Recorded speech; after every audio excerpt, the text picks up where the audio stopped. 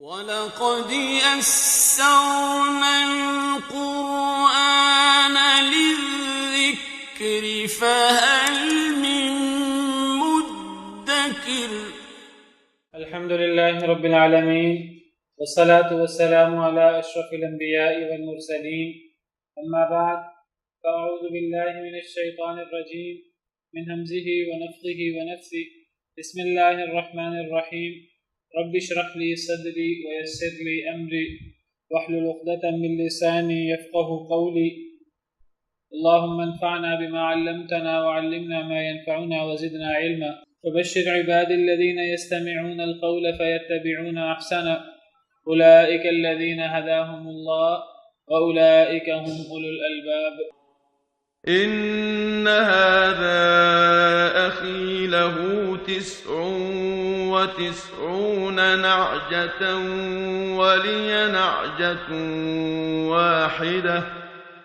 ولي نعجة واحدة فقال أكفلنيها وعزني في الخطاب. قال لقد ظلمك بسؤال نعجتك إلى نعاجه، وإن كثيرا من الخلطاء ليبغي بعضهم على بعض إلا الذين آمنوا وعملوا الصالحات وقليل ما هم. وظن داود أنما فتناه فاستغفر ربه وخر راكعا وأناب، فغفرنا له ذلك وإن له عندنا لزلفى وحسن مآب. يا داود إنا جعلناك خليفة في الأرض فاحكم بين الناس بالحق ولا تتبع الهوى فيضلك عن سبيل الله. إن الذين يضلون عن سبيل الله لهم عذاب شديد بما نسوا يوم الحساب. أعوذ بالله من الشيطان الرجيم. بسم الله الرحمن الرحيم. إن هذا أخي له 99 نعجة ولي نعجة واحدة. یہ میرا بھائی ہے جس کی 99 بھیڑیں ہیں اور میری ایک بھیڑ ہے. فقال اکفلنیہا، تو اس 99 بھیڑوں والوں نے کہا مجھ سے، میرے پاس ایک بھیڑ تھی، اس نے کہا تم اپنی بھیڑ بھی مجھے دے دو. تو ہم اپنی بھیڑوں کو ملا لیتے ہیں. اس نے مجھے کہا اکفلنیہا، کفالت میں دے دو مجھے وہ بھی. اکفل کفالت میں دے دو، نی مجھے، ہاں وہ ایک بھیڑ. وعزنی فی الخطاب، اور وہ غالب آ گیا مجھ پہ خطاب میں.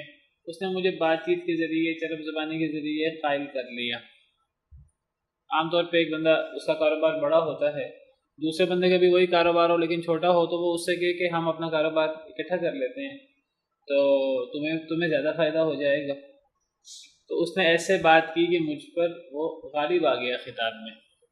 کل سے یہ قصہ جاری ہے. تو سیدنا داؤد علیہ السلام کے پاس 2 لوگ دیوار پھلانگ کر آئے تھے، اور ان 2 لوگوں نے اپنا ایک مسئلہ جو درپیش تھا انہیں حضرت داؤد علیہ السلام کے پاس رکھا. تو ایک شخص ان دونوں میں سے مسئلہ بیان کر رہا ہے. قال لقد ظلمك بسؤال نعجتك الى نعاجي، فرمانے لگے حضرت داؤد علیہ السلام، فرمایا لقد ظلمك، البتہ تحقیق اس نے ظلم کیا ہے تیرے ساتھ، بسؤال نعجتك الى نعاجي، تیری بھیڑ کا سوال کر کے اپنی بھیڑوں کی طرف. اس نے جو تجھ سے کہا ہے کہ تو اپنی ایک بھیڑ بھی مجھے دے دے اور ہم اکٹھا کاروبار کر لیتے ہیں، تو اس نے ظلم کیا ہے تیرے ساتھ، اس نے زیادتی کی ہے تیرے ساتھ. اسے ایسا نہیں کرنا چاہیے تھا۔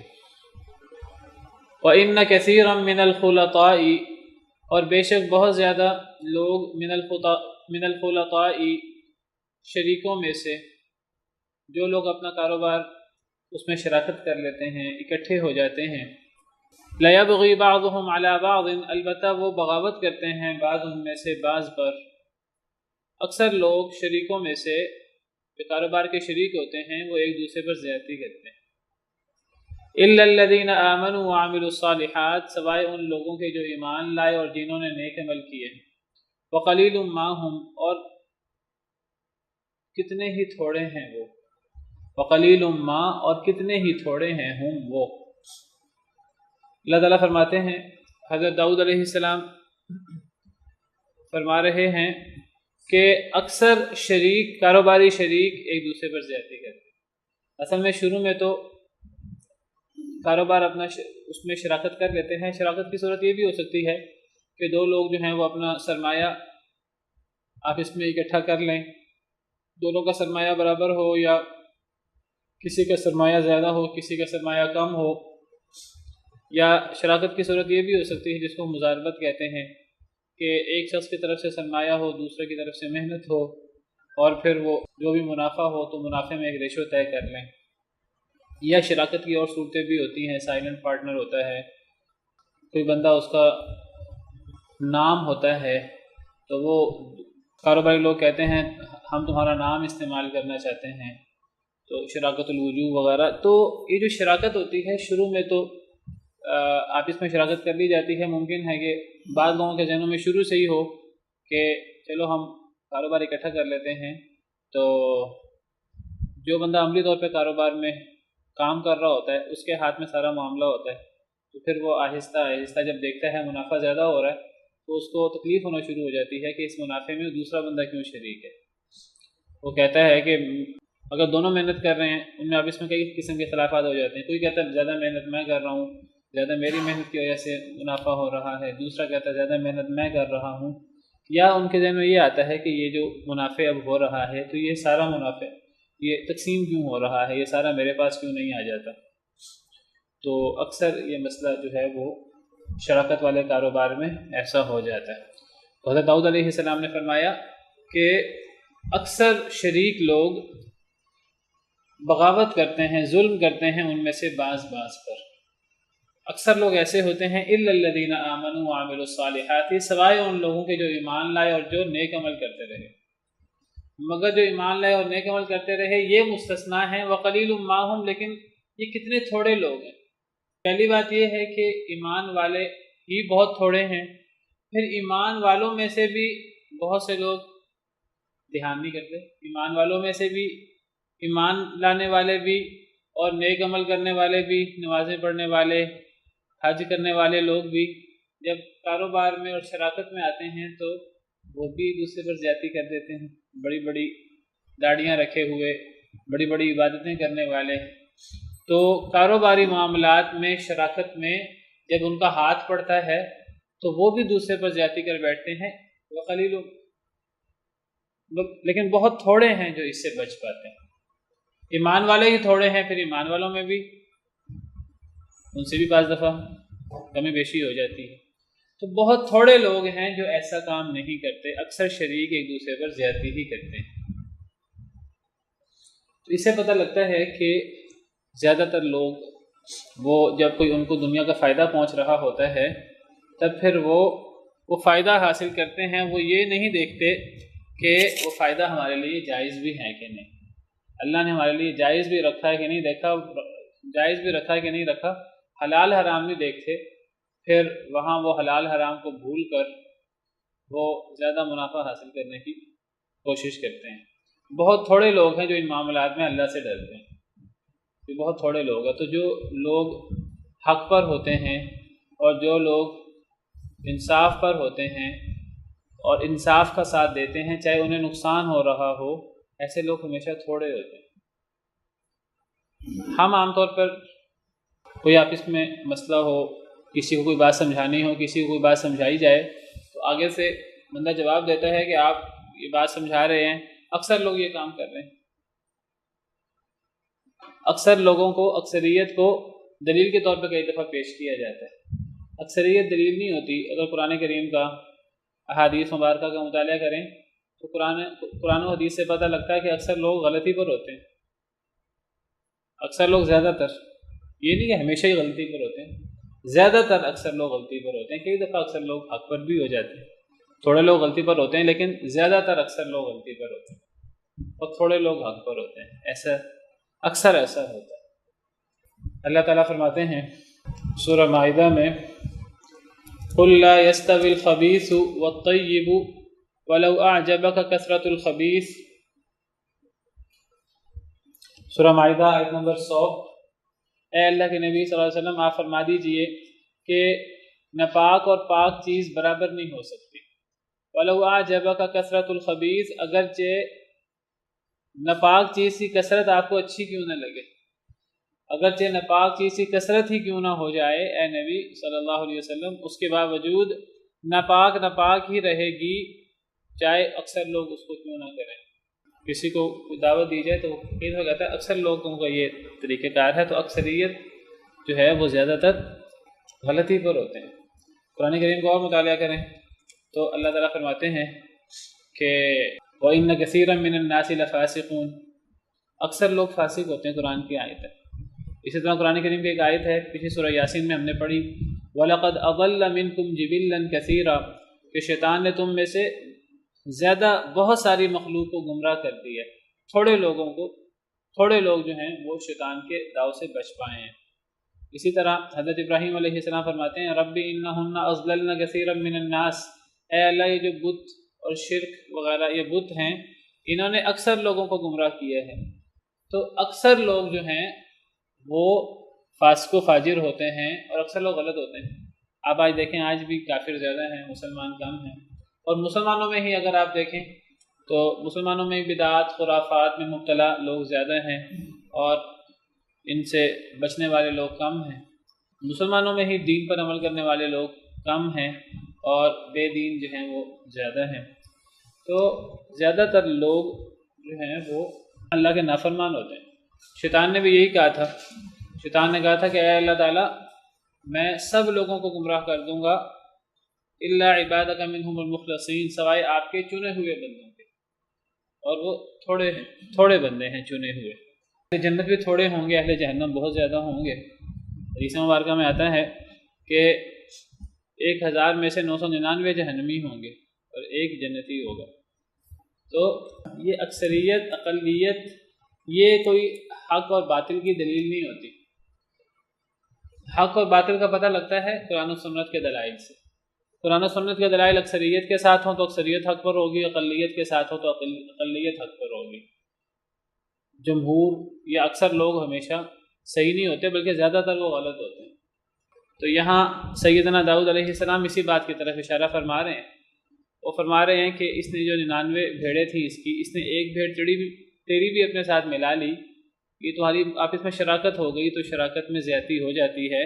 تو اس نے جو تمہاری ایک بھیڑ اپنی 99 بھیڑوں کے ساتھ ملائی تو اس نے ظلم کیا ہے یہ. اور اکثر شریک لوگ ایک دوسرے پر بغاوت کرتے ہیں سوائے ایمان والوں کے، نیک عمل کرنے والوں کے، اور وہ کتنے تھوڑے ہیں.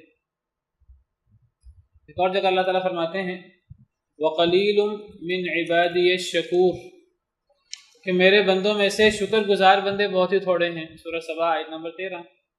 اللہ تعالیٰ نے حضرت سلیمان حضرت داؤد علیہ السلام کو حکم دیا شکر کرنے کا. اور اللہ نے فرمایا اعملوا آل داؤد شکرا، اے آل داؤد شکر کرو. وقلیل من عبادی الشکور، اللہ فرماتے ہیں کہ میرے بندوں میں شکر کرنے والے تو بہت تھوڑے ہیں، نیک لوگ تھوڑے ہوتے ہیں. ایک دفعہ سیدنا عمر رضی اللہ عنہ، روایات میں آتا ہے سیدنا عمر رضی اللہ عنہ نے ایک شخص کو سنا وہ دعا کر رہا تھا اللہم اجعلنی من القلیل، اے اللہ تعالیٰ مجھے تھوڑے لوگوں میں کر دے.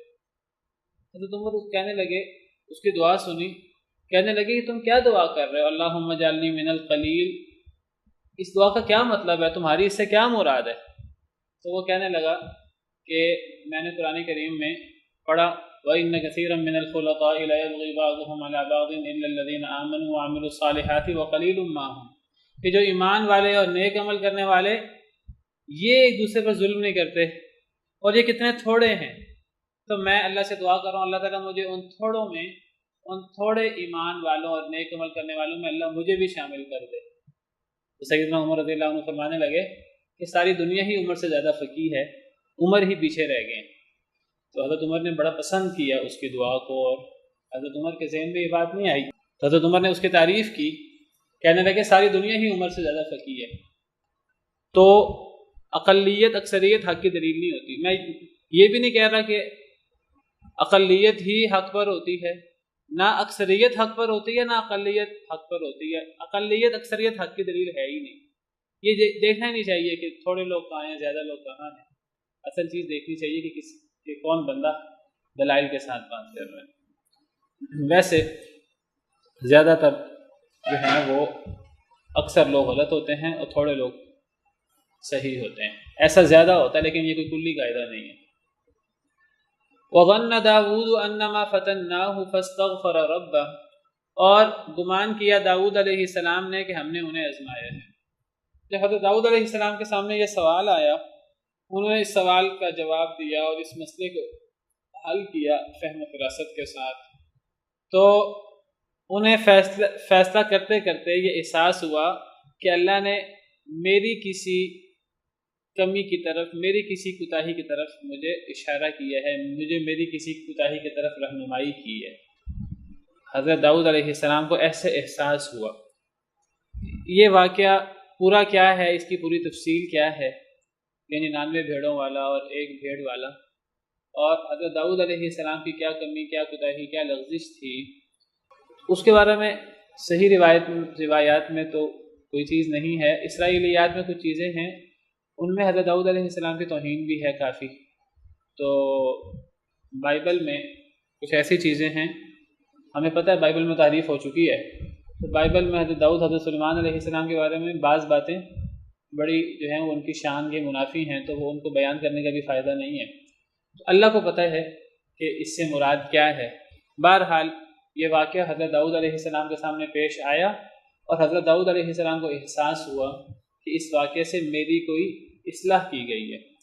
تو اللہ فرماتے ہیں وَظَنَّ داود، اور داؤد علیہ السلام نے گمان کیا انما فتناہ، کہ ہم نے انہیں آزمایا ہے۔ اس میں بس یہ فیصلہ یہاں تو یہ ہے، انہوں نے کہا کہ وہ جس کے پاس ایک بھیڑ تھی، تو جس کے پاس 99 بھیڑیں تھیں، اس نے ظلم کیا اس کی ایک بھیڑ کو اپنے ساتھ ملا کر۔ یہاں تو یہ اشارہ موجود ہے، اس سے زیادہ تفصیل واللہ عالم میرے علم میں نہیں ہے۔ اور امام ابن کثیر تفسیر ابن کثیر کو میں دیکھ کر آیا ہوں، انہوں نے اس بارے میں کوئی تفصیل نہیں لکھی، اور انہوں نے یہی بات کہی ہے، کہتے ہیں اس بارے میں اسرائیلی روایات ہیں اور ان میں بعض ایسی باتیں ہیں جو نبیوں کے شایان شان نہیں ہیں، کہ وہ حضرت داؤد علیہ السلام کو کسی سردار کی، کسی کمانڈر کی بیوی پسند آ گئی، اور اس قسم کا کوئی واقعات وغیرہ، اس میں توہین ہے انبیاء کی، اور بائبل میں ایسی باتیں موجود ہیں۔ کتاب و سنت تو انبیاء کرام علیہ السلام کا بڑا مقام بیان کرتی ہے، اگرچہ کتاب و سنت میں موجود ہے کہ انبیاء کرام علیہ السلام سے وحی کے معاملے میں وہ معصوم ہوتے ہیں، بشری تقاضے کے تحت ان سے بعض باتیں ہو جاتی ہیں، لیکن جس طرح بائبل میں ان کے بارے میں عجیب و غریب واقعات موجود ہیں، تو کتاب و سنت ان سے وہ انبیاء کا اس طرح ذکر نہیں کرتے۔ تو حضرت داؤد علیہ السلام نے گمان کیا کہ ہم نے انہیں آزمایا ہے، فاستغفر ربہ، تو انہوں نے اپنے رب سے استغفار کیا، بخشش مانگی، وخر راکعا واناب، اور وہ گر گئے رکوع میں اور انہوں نے رجوع فرمایا۔ وخر راکعا، خر کا مطلب گرنا، راکعا لفظی مطلب رکوع کرتے ہوئے، بعض نے یہاں راکعا سے مراد سجدہ لیا کیونکہ رکوع کا لفظی مطلب جھکنا، تو بعض نے یہاں سجدہ مراد دیا، وہ اس کا معنی کرتے ہیں کہ سجدے میں گر پڑے، واناب، اور انہوں نے رجوع فرمایا۔ بعض کہتے ہیں کہ وہ گر پڑے سجدے میں، لیکن پہلے رکوع کیا اور پھر رکوع کر کے پھر سجدے میں گر پڑے، پہلے رکوع کیا اور پھر رکوع کے بعد سجدہ کیا۔ اس سے پتہ لگتا ہے کہ اگر ایک انسان اللہ سے توبہ کرنا چاہے، استغفار کرنا چاہے، تو وہ سجدہ کر کے استغفار کرے۔ یہ استغفار کرنے کا اچھا طریقہ کار ہے، زیادہ بہتر طریقہ کار ہے، کیونکہ حدیث مبارکہ میں آتا ہے کہ سب سے زیادہ دعا سجدے میں قبول ہوتی ہے، اور بہت قریب ہے کہ کہ انسان کی دعا سجدے میں قبول ہو جائے. وَقَمِنٌ أَن يُسْتَجَابَ لَكُمْ، سجدے کی دعا قبول ہوتی ہے. تو حضرت داؤد علیہ السلام کو احساس ہوا تو وہ سجدے میں گر گئے، اللہ سے استغفار کیا، بخشش کی دعا کی اور گر گئے رکوع میں اور رجوع کیا.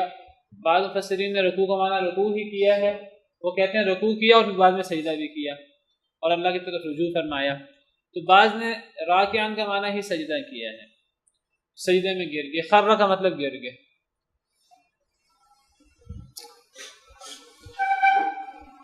یہاں سجدہ ہے، بعض قرآنوں میں لکھا ہوا، بعض قرآنوں میں نہیں لکھا ہوا. اس کے بارے میں آپ کو پتہ قرآن کریم کے کئی مقامات پر سجدہ ہے جن کو آیات سجدہ کہتے ہیں، جہاں سجدہ کرنا چاہیے. تو اس سورہ صاد کے سجدہ کے بارے میں صحیح بخاری میں سیدنا ابن عباس رضی اللہ عنہ سے مروی ہے. وہ فرماتے ہیں کہ حضرت ابن عباس سے مروی ہے، فرماتے ہیں صاد لیس من عزائم السجود، کہ سورہ صاد میں جو سجدہ ہے وہ عظیمت والے سجدوں میں سے نہیں ہے. یعنی گویا کہ سورہ صاد کا سجدہ ایسی آیت سجدہ نہیں ہے جہاں لازماً سجدہ کیا جائے. وقد رأیت النبی صلی اللہ علیہ وسلم یسجد فیہا، میں نے نبی کریم صلی اللہ علیہ وسلم کو دیکھا ہے کہ وہ سجدہ کرتے تھے، یا انہوں نے سورہ صاد کی یہ آیت پڑھی اور سجدہ کیا. میں نے نبی کریم صلی اللہ علیہ وسلم کو سجدہ کرتے دیکھا ہے، لیکن یہ عظیمت والے سجدوں میں سے نہیں ہے. کیا مطلب عظیمت والے سجدوں میں سے نہیں ہے؟ کہ یہاں اگر سجدہ نہ بھی کیا جائے تو بھی خیر ہے. تو دوسری روایات میں آتا ہے کہ یہ صحیح بخاری کی روایت ابھی آپ کے سامنے پڑھی ہے، حضرت ابن عباس کا فرمان ہے. حضرت ابن عباس یہ بات اپنی طرف سے نہیں کہہ سکتے، حضرت ابن عباس سے ہی مروی ہے، یہ سنن نسائی کی روایت ہے. وہ فرماتے ہیں ان نبی صلی اللہ علیہ وسلم سجد فی صاد، سورہ صاد میں نبی کریم صلی اللہ علیہ وسلم نے سجدہ فرمایا اور آپ نے فرمایا سجدہ داود توبۃ ونسجدها شکرا، کہ حضرت داؤد علیہ السلام نے تو توبہ کے طور پہ سجدہ فرمایا تھا اور ہم شکر کے طور پہ سجدہ کرتے ہیں. بہرحال حضرت ابن عباس کی رائے یہ ہے کہ یہ سورہ صاد کا سجدہ یہ عظیمت والے سجدوں میں سے نہیں ہے، سجدہ نہ بھی کیا جائے تو کوئی حرج نہیں ہے. یہی رائے امام شافعی، امام احمد بن حنبل وغیرہ کی ہے. جن ممالک میں فقہ شافعی حنبلی وغیرہ ہے تو وہاں یہ سورہ صاد میں سجدہ نہیں ہے، تو انہوں نے لکھا نہیں ہوا.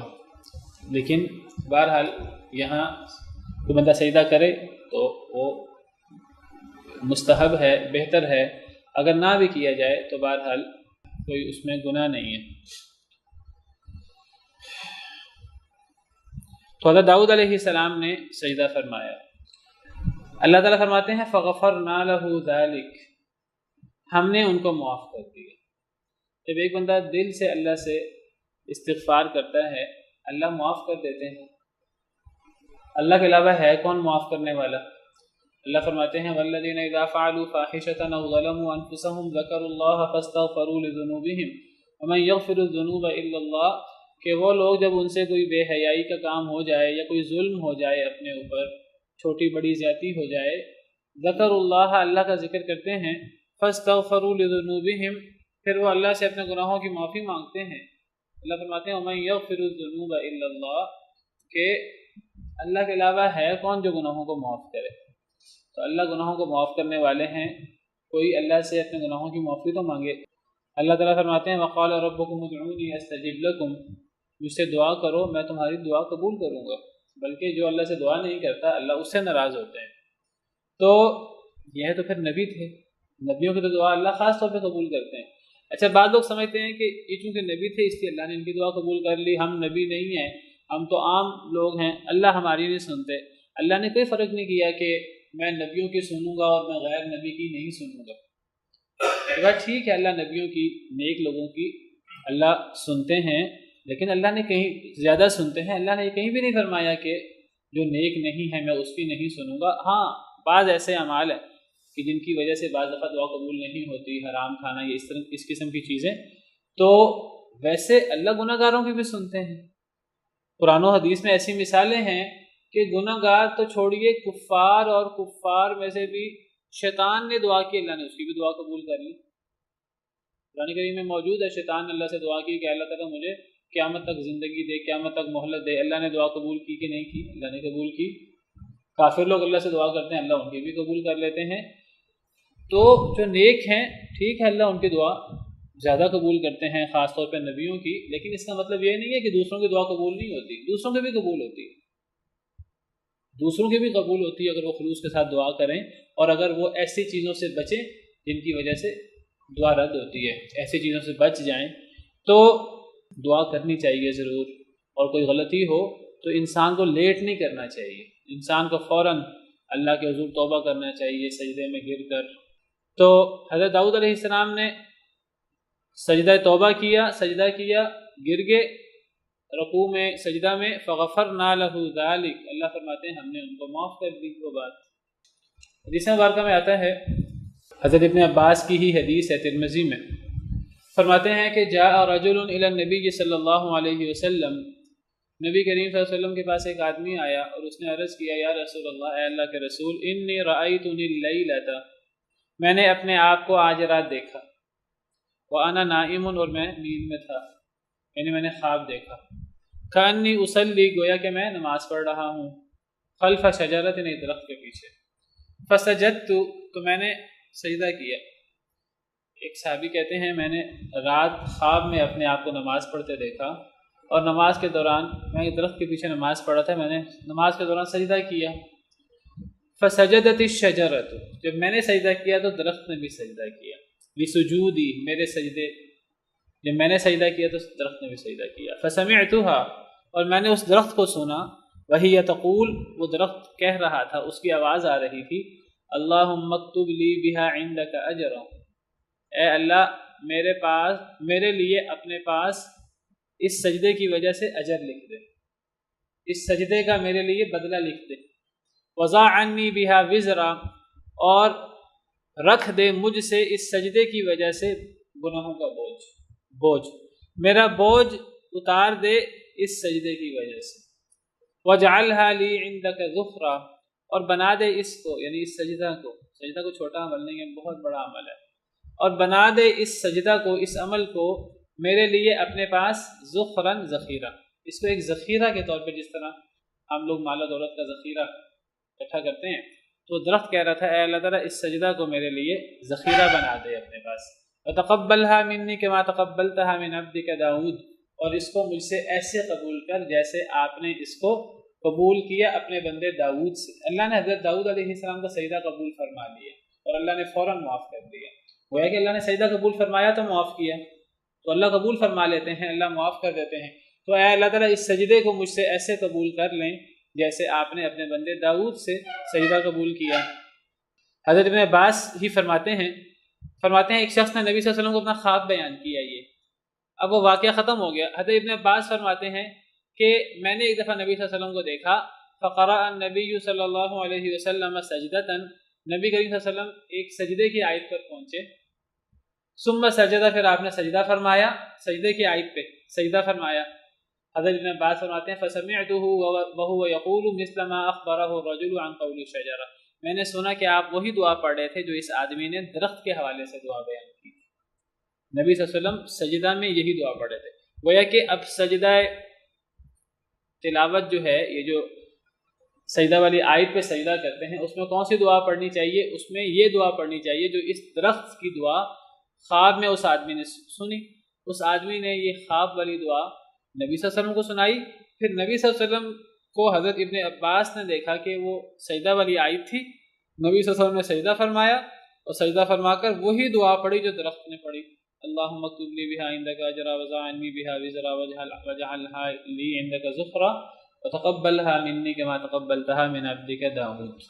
یہ دعا پڑھنی چاہیے سجدہ تلاوت میں، اور اگر اس کے علاوہ انسان کوئی سجدہ کی دعا پڑھ لے جو ہم عام سجدہ میں پڑھتے ہیں پھر بھی کوئی حرج نہیں ہے، سجدہ کے اندر ہم دعا پڑھ سکتے ہیں، سجدہ وجہی للذی خلقہ وصورہ وشق سمعہ وبصرہ بحولہ وقوتہ فتبارک اللہ احسن الخالقین، صحیح مسلم وغیرہ میں یہ دعا بھی موجود ہے۔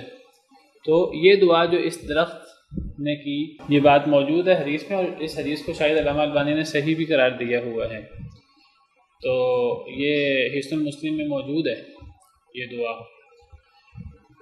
تو ایسا کوئی معاملہ کوئی درخت کرتا ہے یا کوئی جانور یا کوئی اور کرتا ہے تو اللہ کی طرف سے الہام ہوا ہوگا، کوئی ایسی بات ہوئی ہوگی، واللہ اعلم۔ تو یہ حضرت داؤد علیہ السلام کا سجدہ کوئی عام سجدہ نہیں ہے، اور اللہ نے سجدہ کو قبول فرمایا اور اللہ نے انہیں معاف کر دیا۔ تو کسی سجدہ کو، کسی عمل کو حقیر نہیں سمجھنا چاہیے۔ چلیں باقی اذان کے بعد فرمایا فغفرنا له ذلک، بس ہم نے معاف کر دیا ان کو یہ چیز، جو بھی ان کی کمی تھی، کوتاہی تھی، وہ اللہ نے معاف کر دی۔ اللہ فرماتے ہیں وَإِنَّ لَهُ عِندَنَا لَزُلْفَىٰ، اور بے شک ان کے لیے ہمارے پاس لَزُلْفَىٰ، البتہ قرب ہے۔ حضرت داؤد علیہ السلام کے لیے ہمارے پاس بڑا قرب ہے۔ حضرت داؤد علیہ السلام ہمارے بڑے قریب تھے، ہمارے ہاں ان کا بڑا مقام تھا۔ وحسن مآب، اور بہت اچھا ٹھکانہ۔ حضرت داؤد علیہ السلام کے لیے ہمارے پاس البتہ قرب بھی تھا، ہمارے بڑے قریبی بندے، اور ان کا بڑا ہی اچھا ٹھکانہ ہے ہمارے پاس۔ اللہ نے اتنی دنیا میں نعمتیں بھی دی، بادشاہت بھی دی، دانائی حکمت بھی دی، اور اللہ نے خلافت بھی دی، اور داؤد علیہ السلام نے اللہ کے انعامات کا کما حقہ شکریہ ادا کیا اور اللہ کی کما حقہ عبادت کی، تو اللہ رب العالمین کے بہت ہی برگزیدہ نبی اور اللہ کے بڑے پیارے تھے حضرت داؤد علیہ السلام۔ اس سے پتہ لگتا ہے کہ غلطی ہونا کوئی بڑی بات نہیں ہے، اصل میں غلطی پر ڈٹ جانا اور توبہ نہ کرنا یہ پھر شیطان کا طریقہ کار ہے۔ شیطان اپنی غلطی پر ڈٹ گیا تھا، ورنہ سیدنا آدم علیہ السلام نے بھی درخت کا پھل کھا لیا تھا لیکن توبہ کر لی، حضرت داؤد علیہ السلام نے بھی توبہ کر لی۔ تو جب کوئی توبہ کر لیتا ہے اللہ تعالیٰ اس کا وہ غلطی وہ ایسے معاف کر دیتے ہیں جیسے اس نے غلطی کی نہ ہو۔ التائب من الذنب کمن لا ذنب لہ، جو گناہ سے غلطی سے توبہ کرتا ہے وہ ایسے ہی ہوتا ہے جیسے اس نے گناہ کیا ہی نہیں، بلکہ اس کا ایک مقام بڑھ جاتا ہے مزید۔ وہ توبہ کرنے سے صرف غلطی معاف نہیں ہوتی بلکہ اس کی جگہ نیکی لکھی جاتی ہے، اللہ اس کو نیکی سے بدل دیتے ہیں۔ تو اللہ تعالیٰ اس شخص کو وہی مقام دے دیتے ہیں جو اس غلطی سے پہلے تھا، بلکہ اس سے بلند مقام دے دیتے ہیں۔ حضرت آدم علیہ السلام نے جب توبہ کی اللہ تعالیٰ سے، پہلے تو اللہ تعالیٰ نے جنت کا لباس اتار دیا اور جنت سے زمین پہ اتار دیا، پھر جب حضرت آدم علیہ السلام نے توبہ کی تو اللہ فرماتے ہیں ثم اجتباہ ربہ فتاب علیہ وہدی، اللہ نے پھر دوبارہ چن لیا انہیں اور ان پہ رجوع فرمایا اور انہیں ہدایت دی، رہنمائی کی، اللہ نے دوبارہ چن لیا۔ حضرت داؤد علیہ السلام کہ اللہ نے توبہ بھی قبول فرمائی اور اللہ نے فرمایا کہ وہ ہمارے بڑے ہی قریبی تھے اور ان کا اللہ کے ہاں بڑا ہی مقام ہے۔ تو دیکھیے اللہ تعالیٰ کیسے ان کا ذکر خیر فرما رہے ہیں، حالانکہ پیچھے ان کی غلطی کا ذکر ہے۔ تو غلطی سے توبہ کرنا یہ بہت بڑا عمل ہے۔ تو فرمایا یا داؤد انا جعلناک خلیفۃ فی الارض، اے داؤد بے شک ہم نے بنایا ہے تجھے خلیفتاً، خلیفہ فی الارض زمین میں۔ اے داؤد ہم نے تمہیں زمین میں خلافت عطا کی ہے، تمہیں بادشاہت عطا کی ہے۔ فاحکم بین الناس بالحق، اب تمہارا کام کیا ہے؟ تمہارا کام یہ نہیں ہے کہ آپ بادشاہ کا یا جس کو اللہ تعالیٰ زمین کے اندر خلافت عطا کرے اس کا کام یہ نہیں ہے کہ اب وہ عیش و عشرت میں پڑ جائے، اب وہ اللہ تللوں میں اور اپنا روپیہ پیسہ کاروبار بڑھانے میں لگ جائے جس طرح ہمارے ہاں عام طور پہ ہوتا ہے۔ اللہ تعالیٰ فرماتے ہیں کہ اے داؤد علیہ السلام ہم نے آپ کو زمین میں خلافت عطا کی ہے، اب آپ کا کام کیا ہے؟ فاحکم بین الناس بالحق، فیصلہ فرمائیں لوگوں کے درمیان حق کے ساتھ۔ بادشاہ کا سب سے بڑی ذمہ داری، سب سے بڑا کام کیا ہے کہ زمین پہ اللہ کا نظام قائم کرے اور لوگوں میں حق کے ساتھ فیصلہ کرے۔ یہ سب سے بڑی ذمہ داری بادشاہ کی، خلیفہ کی، ذمہ دار کی، صدر کی، وزیر اعظم کی، جو بھی ذمہ دار ہو اس کی یہ ذمہ داری ہے کہ وہ اللہ کی زمین میں اللہ کا قانون قائم کرے، حق کے ساتھ لوگوں میں فیصلہ کرے۔ ہمارے ہاں ایسے بھی ذمہ دار ہیں جو کہتے ہیں جی خدا اور بھگوان میں کیا فرق ہے، اللہ معاف کرے. وہ اللہ کے قانون کو نافذ کرنے کی بجائے اللہ کے قانون کے خلاف جو ہے وہ بیانات دیتے ہیں، اور اللہ کے قانون کے خلاف وہ ہدایات جاری کرتے ہیں اور وضعی قانون نافذ کرنے کی کوشش کرتے ہیں. سنا ہے کہ آج کل جو ہے وہ تعلیمی اداروں میں حکومت کی طرف سے لیٹر آئے ہیں کہ جی موسیقی کو پروان چڑھائیں اور موسیقی کو فروغ دیں اور موسیقی کے مقابلے کروائیں اسکولوں میں، کالجوں میں، اور جو فرسٹ سیکنڈ تھرڈ ہوں انہیں بڑے بڑے انعام دیں لاکھوں میں، اور باقاعدہ حکومت کی طرف سے جو ہے وہ موسیقی سکھانے والے انسٹرکٹر اور اس قسم کی چیزیں، اللہ معاف کرے. یہ تو خلیفہ کا کام نہیں ہے. خلیفہ کا کام ہے کہ لوگوں کے درمیان حق کے ساتھ فیصلہ کرے اور اللہ کا قانون نافذ کرے. ایک اور جگہ اللہ تعالیٰ فرماتے ہیں سورہ حج میں الذین ان مکناہم فی الارض اقاموا الصلاۃ وآتوا الزکاۃ، سورہ حج آیت نمبر 41. وہ لوگ اگر ہم انہیں زمین کے اندر جگہ عطا کریں، اگر ہم انہیں زمین کے اندر خلافت عطا کریں، ان کا کیا کام ہے؟ اقاموا الصلاۃ، وہ نظام صلاۃ قائم کریں. یہ مطلب نہیں ہے کہ خود نماز پڑھیں.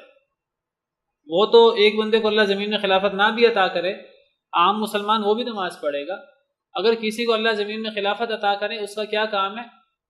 خود نماز پڑھنا نہیں، وہ نماز کا نظام قائم کرے گا. پورے ملک میں وہ نماز کے لیے سسٹم بنائے گا. وآتوا الزکاۃ، اور ایک سسٹم کے ساتھ زکوٰۃ لیں لوگوں سے. زکوٰۃ جو ہے وہ حکومت کے پاس اکٹھی ہو بیت المال میں. وَأَمَرُوا بِالْمَعْرُوفِ وَنَهَوْا عَنِ الْمُنكَرِ، لوگوں کو نیکی کا حکم دیں اور لوگوں کو برائی سے روکیں. نیکی کیا ہے؟ ہر وہ چیز جس کا اللہ نے حکم دیا ہے وہ نیکی ہے. اور لوگوں کو نیکی کا حکم دیں، وہ اللہ کے جو احکامات ہیں وہ لوگوں پر نافذ کریں اور لوگوں کو برائی سے روکیں. اگر حکمران ہی یہ کام شروع کر دیں، الٹا کام، اللہ معاف کرے. مسلمانوں کا اور حکمرانوں کا کام یہ ہے امر بالمعروف اور نہی عن المنکر. اور امر بالمنکر اور نہی عن المعروف یہ تو منافقوں کا کام ہے. قرآن کریم میں اللہ نے منافقوں کی صفت بیان کی ہے. اللہ نے مومنوں کا ذکر کیا اور منافقوں کا ذکر کیا سورہ توبہ میں. اور اللہ فرماتے ہیں المنافقون والمنافقات بعضهم من بعض، سورہ توبہ آیت نمبر 67. اور اللہ فرماتے ہیں کہ منافق مرد اور عورتیں یہ ایک دوسرے سے ہیں، ایک جیسے لوگ ہیں، مرد ہوں یا عورتیں. یأمرون بالمنکر وینہون عن المعروف، برائی کا حکم دیتے ہیں اور نیکی سے لوگوں کو روکتے ہیں. اب جو اللہ کے دین کے خلاف حکم دے اور اللہ کے دین کو نافذ ہونے سے روکے، یہی حکومت ہے کہ عدالت کے اندر سود کا مسئلہ آیا اور عدالت نے کہا کہ اسلامی نظام قائم ہونا چاہیے، سود کو ختم ہونا چاہیے. اس حکومت نے اپیل کر دی اور اس معاملے کا سارا روک دی، اللہ معاف کرے. اب نہی عن المعروف ہو رہا ہے، نہی عن المنکر کی بجائے نہی عن المعروف، اور امر بالمنکر ہو رہا ہے. یہ منافقوں کا کام ہے. وَيَقْبِضُونَ أَيْدِيَهُمْ، اور یہ اپنے ہاتھ روک کے رکھتے ہیں، خرچ بھی نہیں کرتے. نسوا اللہ فنسیہم، یہ اللہ کو بھول گئے، اللہ نے انہیں بھلا دیا. ان المنافقین هم الفاسقون، منافق ہی فاسق ہیں. یہ ہے منافقوں کا طریقہ کار. اور مومنوں کا کیا طریقہ کار ہے؟ یہ سورہ توبہ آیت نمبر 67 ہے. اسی آیت کے تھوڑا آگے اللہ فرماتے ہیں والمؤمنون والمؤمنات بعضهم اولیاء بعض، سورہ توبہ آیت نمبر 71. مومنوں کا کام کیا ہے؟ یہی کام مومنوں کا ہے اور یہی کام مومنوں کے حکمرانوں کا بھی ہے. مومن یہ کام اپنی حد تک کریں گے اور جہاں تک ان کا دائرہ کار ہے. حکمران کا تو دائرہ کار پورے ملک میں ہے، حکمران تو جو ہے اس کو پورے ملک میں نافذ کرے گا. اللہ فرماتے ہیں مومن مرد اور عورتیں ان میں سے بعض کے دوست ہیں، ایک دوسرے کے ساتھ حسن سلوک کرنے والے ہیں. یأمرون بالمعروف وینہون عن المنکر، وہ نیکی کا حکم دیتے ہیں، برائی سے روکتے ہیں. مومن کا کام تو یہ ہے. اور منکر کیا ہے، معروف کیا ہے؟ منکر جسے شریعت نے منع کیا اور معروف جس کا شریعت نے حکم دیا. ویقیمون الصلاۃ، نماز قائم کرتے ہیں. ویؤتون الزکاۃ، زکوٰۃ ادا کرتے ہیں. عام بندہ خود کرے گا یہ جہاں تک اس کا دائرہ کار ہے، حکمران خود بھی کرے گا اور لوگوں سے کروائے گا. کبھی نظام صلاۃ، نظام زکوٰۃ قائم کرے گا. وَيُطِيعُونَ اللَّهَ وَرَسُولَهُ، اور وہ اللہ اور اس کے رسول کی اطاعت کرتے ہیں. تو یہ فرق ہے مومن کا اور مومنوں کے حکمران کی یہ ذمہ داری ہے. اے داؤد، ہم نے آپ کو زمین میں خلیفہ بنایا ہے حکمرانی دی ہے، آپ کا کام کیا ہے کہ آپ لوگوں کے درمیان فیصلہ کریں حق کے ساتھ۔ وَلَا تَتَّبِعِ الْهَوَىٰ، اور آپ خواہش کے پیچھے نہ چلیں۔ فَيُضِلَّكَ عَن سَبِيلِ اللَّهِ، وہ آپ کو گمراہ کر دے گی اللہ کے راستے سے۔ نبی کو اللہ فرما رہے ہیں کہ جو خواہش کے پیچھے چلے گا، نبی بھی اگر اپنی خواہش کے پیچھے چلے، نبی تو نبی ہے، اس کی خواہش کون سی اتنی بری ہوگی؟ فرمایا کہ اے داؤد اگر تم بھی خواہش کے پیچھے چلے تو تمہیں بھی وہ تمہاری خواہش اللہ کے راستے سے دور کر دے گی۔ تو نبی بھی اللہ کے حکم کا پابند ہوتا ہے، ایک عام امتی تو اللہ کے حکم کا پابند ہوتا ہی ہوتا ہے، نبی بھی اللہ کے حکم کا پابند ہے۔ اگر نبی بھی اپنی خواہش اپنی مرضی کے پیچھے چلے، جو دل میں آئے وہ کرے، تو اللہ تعالیٰ بعض ایسی باتیں کرتے ہیں کہ بعض دفعہ نبیوں سے ان کا صدور ممکن نہیں ہوتا، لیکن سمجھانے کے لیے اگر آپ نے خواہش کی پیروی کی تو آپ کو خواہش اللہ کے راستے سے گمراہ کر دے گی، اللہ کے راستے سے دور لے جائے گی۔ ان الذین یضلون عن سبیل اللہ، بے شک وہ لوگ جو اللہ کے راستے سے گمراہ ہو جاتے ہیں، لہم عذاب شدید، ان کے لیے بہت سخت عذاب ہے، بما نسوا، اس لیے کہ وہ بھول گئے یوم الحساب، حساب کے دن۔ کہتے ہیں تھوڑا سا تقدیم و تاخیر آیت میں، اصل آیت اس طرح ہے کہ جو لوگ اللہ کے راستے سے گمراہ ہو جاتے ہیں، خواہش کے پیچھے لگ کر، اللہ کے دین کو نافذ نہ کر کے، انصاف کے ساتھ فیصلہ نہ کر کے، کتاب و سنت کو نہ مان کر جو اللہ کے راستے سے گمراہ ہو جاتے ہیں، ان کے لیے لہم عذاب شدید یوم الحساب بما نسوا۔ یوم الحساب کو اگر پہلے کر لیں تو زیادہ معنی واضح ہو جائے گا۔ ان کے لیے سخت عذاب ہے قیامت کے دن۔ کیوں سخت عذاب ہے قیامت کے دن؟ جو وہ بھولے رہے دنیا کے اندر۔ کس کو بھولے رہے؟ اللہ کے احکامات کو بھول گئے، اپنی خواہشوں کے پیچھے چلتے رہے، تو ایسے لوگوں کے لیے پھر بہت سخت عذاب ہے، والعیاذ باللہ۔ چلیں آج کے لیے اتنا ہی کافی ہے۔ وآخر دعوانا ان الحمدللہ۔ بالقرآن اهتديت برحمه تحلو الحياة شوقا إلى